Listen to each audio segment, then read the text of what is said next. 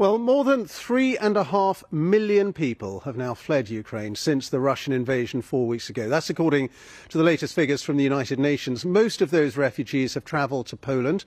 Almost 2.25 million people have arrived there since the start of the war. Many of them travelled by train to escape from Ukraine. And our special correspondent, Fergal Keane, and camera journalist Nik Millard have been following some of those journeys, and their report begins here in the city of Lviv.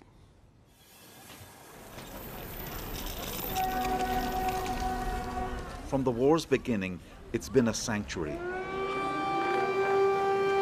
where for the last month we've watched tens of thousands drawn by this.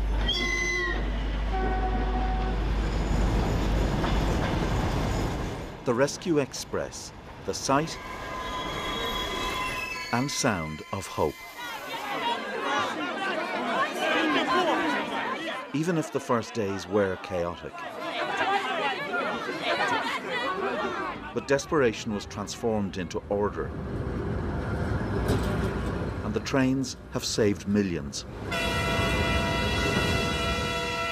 Rolling through the night and the day, from Lviv to the war zones and back again. Keeping these trains running on time as they do, takes the work of so many people at all different levels on the railways. Without them, it simply wouldn't have been possible to evacuate millions of people from the danger zone. Many are railway veterans who started work in Soviet times and are now rescuing people from their own hometowns.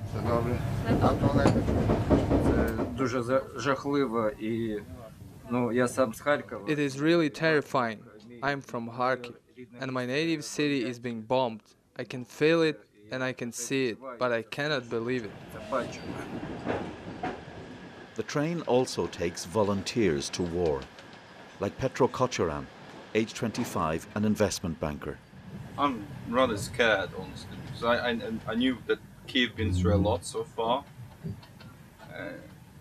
including the streets where I'm going, where some of my friends are living. And I'm just not sure if I'm ready to see these buildings destroyed.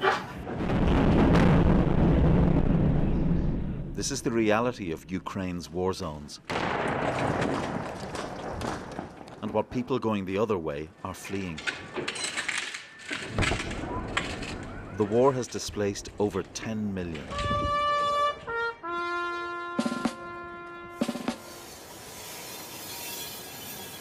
Morning and arrival in Kyiv.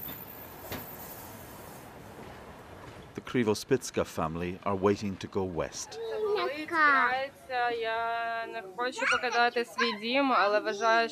My heart is bleeding. I don't want to leave my home, but it's my duty to keep my children safe. When we will win the war, I'll take them back home.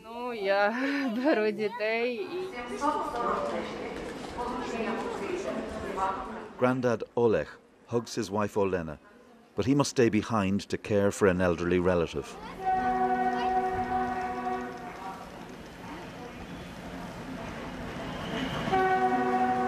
The women and children becoming refugees.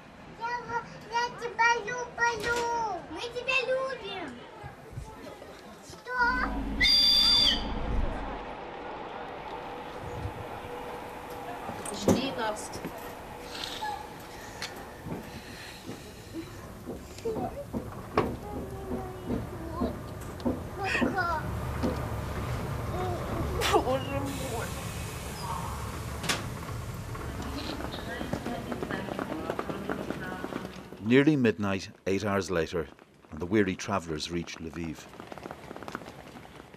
A short rest, and then another rescue express towards peace and exile. Fergal Keane, BBC News, Lviv.